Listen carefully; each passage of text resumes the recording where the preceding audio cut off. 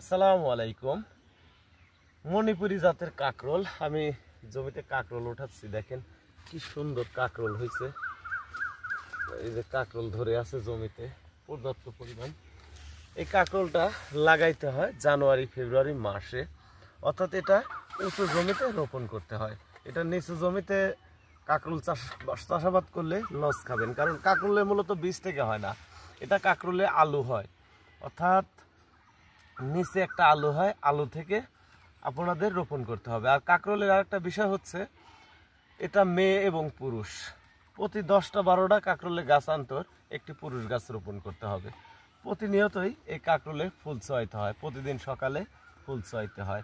এটা মূলত মণিপুরি জাতের কাকরোল, আর এই জাতের কাকরোলটা বাংলাদেশে চলে বেশি।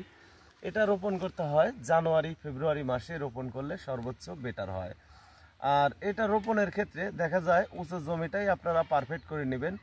আর এই কাকরোল গাছটা একবার দেখা যাচ্ছে ওই আলু লাগালে আজীবন ওই জমিতে হয়। তো ভিউয়ার্স, ভিডিওটি অবশ্যই একটি লাইক শেয়ার কমেন্ট করবেন। আসসালামু আলাইকুম।